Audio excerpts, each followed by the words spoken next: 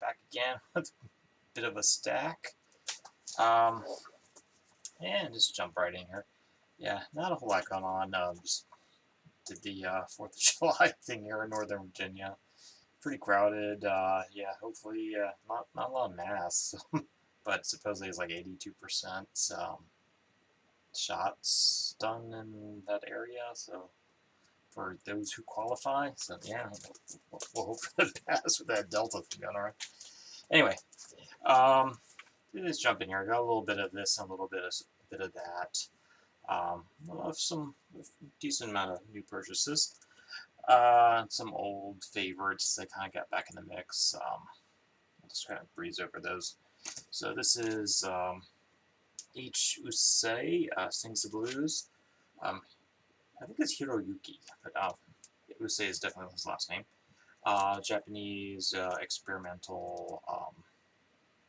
I was expecting like this one a little bit more. Like the pressing was not spectacular. It's on this inside this crap, which I think got a little toasty and adhered to the vinyl. So the vinyl was a little loud, but I'm definitely going to be giving this another listen because this one came with a CD version. Yay! So I have a feeling I'll be playing the CD version. Tried cleaning up the vinyl, but it's marred. So yeah, not exactly happy with that. But yeah, I don't know where it's fallen to. Experimental for sure. So vocal, banjo, guitar, steel guitar, bass, cornet, all by him. So I'm guessing he's just doing it multi-tracking. So kind of experimental. I'm trying to think of what to compare it to. But yeah, I don't know.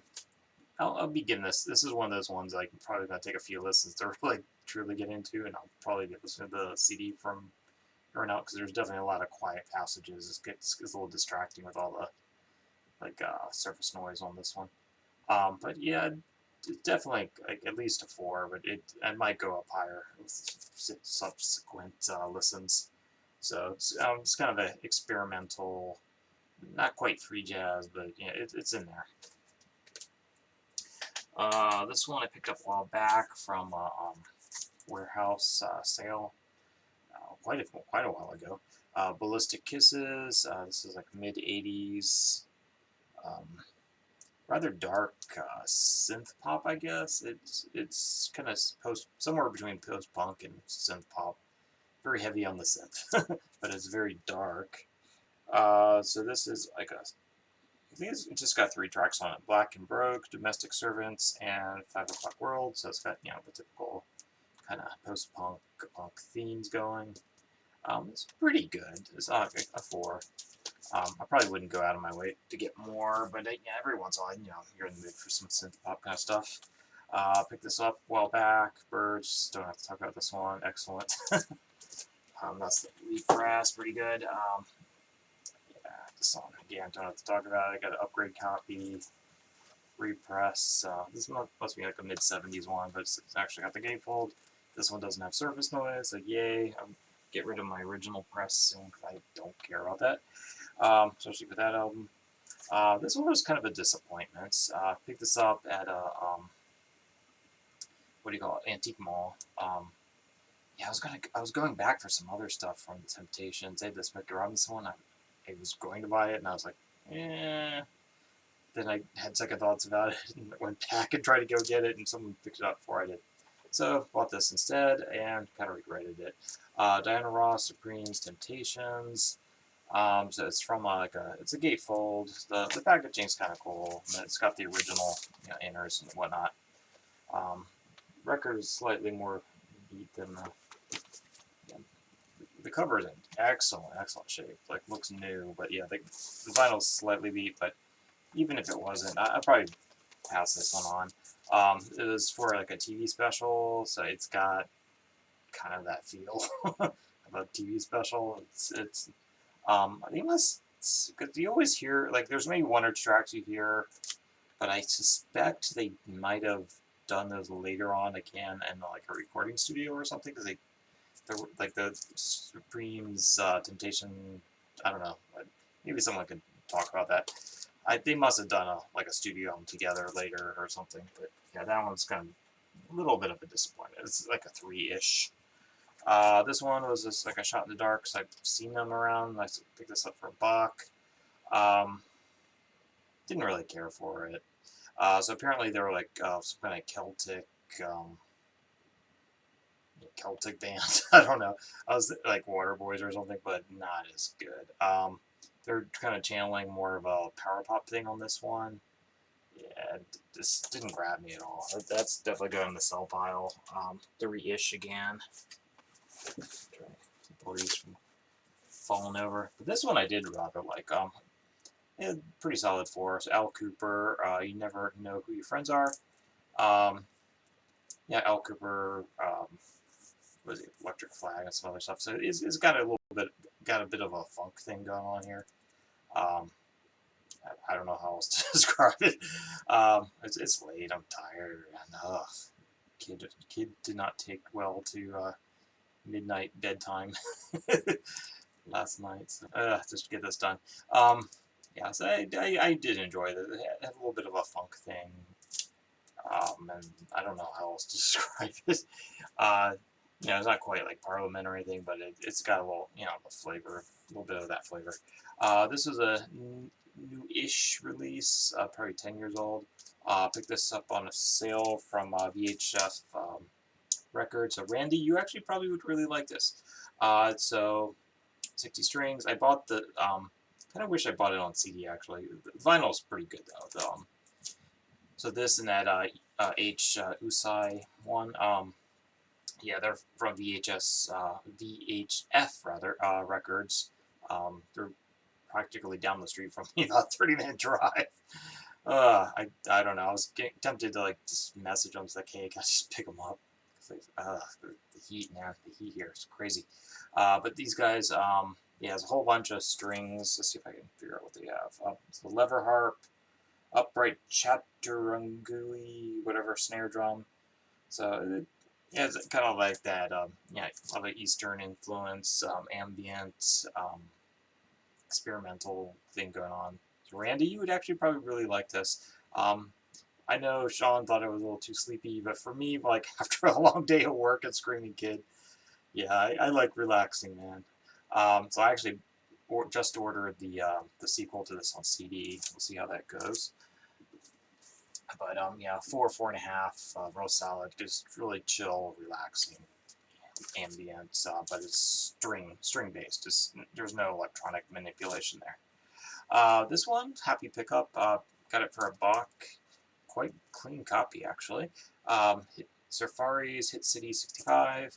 Don't think there's any originals on here. Very well, maybe one or two actually. Although I'm looking at it, but for the most part, it's covers. So Love Potion #9 kind of stuck out. Any Way You Want It. Yeah, She's a Woman, whatever. But yeah, this is a really good one if you like surf. Wouldn't pay a fortune for it, but yeah, if you see it for 10, $15, I'd say it's worth picking up. Yeah, 4.5-ish, 4.5, I'd say. It's really, really good one. I'll definitely be playing that one a lot. This one I picked up a few weeks back. Found it, really clean copy. Plasmatics. This is their first album. Of course, Wendy O. Williams, H. Williams, whatever her name is. Oh, yeah, Orlean apparently. So were they? I think they're LA based, right? I don't know. Anyway, yeah. So kind of that transitional punk, new wave, post punk thing going on. They definitely are thrown in with the new wave guys, but yeah, pretty solid album. Yeah, I think I paid around 15 for it, and it's probably worth that. It's good. This one I have had for quite some time. I picked this up probably early 90s. And there's actually, yeah, some of the REM albums I've been throwing on lately, like I was like, man. This one I did quite enjoy. This is the one that starts with Pop's song 89. There's quite a few ones on. Orange Crush is a good one. I think, yeah, the last one, I think, one, five, I have no, I guess it's a zip code, 25795, whatever. Yeah, these are quite a few good ones. This I know that some people say they're kind of like is this their first major label one or something? Sell out on, I don't know, whatever. But it was good. It was good. I enjoy it. Yes, keep going because it was quite the stack. Um, this one was a blind buy, so it's kind of southern fried pop rock, I guess. Mid '80s. You can kind of get the gist of it. Yes, it's power pop. Power pop, that's what it is. So Southern Fried Power Pop. So they must have been from this area. So I see Tombstone Records in Great Falls. So yeah, and I think they're maybe Maryland based from what I got. But yeah, it's a solid 4. Just as good as the REM record. If I, yeah. But yeah, I thought it was kind of cool. It was one of the reasons I picked it up too. Apparently the dude worked at Telnet. So I never worked for Telnet, but I worked. They had their offices nearby me, so I just thought it was kind of cool. So Hurricane, that was pretty good. This one, I paid $1 for it. I think they go pretty cheap when they come up for sale. This one, kind of a disappointment. Hot Tuna. I know there's a lot of Hot Tuna fans on here. I think Andrew Tales from Great Life, his buddies are big Hot Tuna fans. So I thought I'd give it a try. I picked up a couple ones where they were like $1 each. Big disappointment, honestly. This is going in the sale pile. I picked up one other one that was pretty clean too. It was probably BG-ish. But yeah, I just didn't care for it. They're jam band or whatever. Yeah, this one's excellent one. Been wanting this on vinyl. Finally found an affordable pressing on Phoenix. This is the gatefold version. So don't need to really talk about this, but yeah. So just really wanted the artwork in full size, not the. Yeah, Phoenix record always does a really good job, even though they're bootlegs. It's a nice clean copy. I kicked myself for not buying the original. I had one in my hands. It was like $70 in Japan with the Obi and everything. Should have just bit the trigger. It was just right before I moved. I just couldn't do it. I was like, I felt really guilty doing that, but I really regret that now. But yeah, that one's a top 10 for me, I'd say, or pretty damn close. Yeah, a 5 all day long. Worth picking up. And this one, yeah, I thought I bought Roots, Break You Off, but apparently I bought Nelly PDD and Murphy Lee and Nick Cannon. Yeah, it's okay. I don't know. I might pass this on just because it's a mismatch. It was an alright track for hip hop of the period. Yeah, let's jump into CDs. This was part of that VHS purchase. I have a few I haven't listened to yet, and I just ordered a bunch more because they're only a couple bucks for the CDs. And after the disappointing vinyl, other than that one, this is like a Spiral Joy Band Little Sparrow. They had a bunch of these for sale. Let's see, it's not going to focus, is it? Whatever. Spiral Joy Band, Little Sparrow. Nice, really nice packaging on this. And it actually did come with a plastic sleeve too. Has a little plastic sleeve inside. And it's really well packaged. Nice artwork. Yeah, they compare themselves to the Taj Mahal Travelers, which was a really early drone band out of Japan during that kind of experimental Fluxus movement when that was really taking off there. So they were contemporaries of whatever Flower Traveling, all those guys. But yeah, anyway, so they were comparing that, but this reminds a lot of that Philip Gale CD that I got from Sean by way of Randy when Randy had the noise band out. It has like kind of like it says drone. It's I don't think they're doing electronic manipulation so much on this one, but maybe noise rock, but it's not really that extreme. So I'm going to give this a few more listens for sure. I'm definitely keeping this one. It's very interesting, but it's definitely not background music. You have to give it your full attention. So somewhere in 4 or 4.5, it's definitely going to take a few more listens. Listened to it like 1.5 times so far. This one I've had for a while, back. This was on Kill Shaman, which went out of business, unfortunately, but they had a ton of really good stuff. So Factums, Noise Band, a bit more in the harsh, but it's noise rock. Yeah, I should say. Yeah. So yeah, Sean, you definitely like this one. Randy, maybe not. Who would I compare him to? It's been a while since I listened to. I'm tired now. Um, listened to this guys a week ago last time. But yeah, I think they have a little bit of like almost not quite a Chicago thing going on. It's a bit noisier, harsher, but it's not that harsh. This was part of a trade, Ulan Cole 2, some more of a drone thing. Pretty relaxing, pretty good. Yeah, got this for Father's Day. Missed out on the vinyl. Kind of wish I had the vinyl, but the packaging kind of sucks on the CD. But it's it'll get the job done. So Floating Points, Ferris Endo's London Symphony, but if you open it up, it's a little bit more Sam Shepard than um, Ferris Sanders. But yeah, it's a very ambient album actually, which is kind of interesting because I had Natural Snow Bindings right behind it in the CD changer, and it was almost a seamless transition. Just saying. So even though it's Ferris Sanders, it's a little more of a drone album, I'd say. A little more experimental than you normally get, but back with the London Symphony, so it's in that kind of drone. It's been shown a million times, so I don't need to go into that. But yeah, this is Natural Snow Bindings, and actually, it's a threesome actually. Isengard, Twin Sister Mood, Natural Snow Bindings. This is Snowburner Cult. This is an original one. I got lucky on Amazon. This is like near mint. I saw they still have a few copies of the repress from a few years back on there, which I thought I was ordering, but I saw it as a used copy near mint. So I was like, oh, I'll just order that. It was actually the original pressing, so I was like, bingo. So that was pretty cool. It looks unplayed. But yeah, again, kind of drone. No like electronic manipulation. It's all but it's a little folky at times, like in a good way. So there's like vocals. So they're French. So let's see. So Isengard's the solo project of I don't even know their names. Solange and Mehdi, I guess. But yeah, there's a couple. Like I don't know if they're a couple, but guy and a gal out of France. So this is a double CD. It's quite long. There is a vinyl version, but it's like 3 or 4 discs. um, but yeah, so really long. They're about they're pushing at 70 minutes ish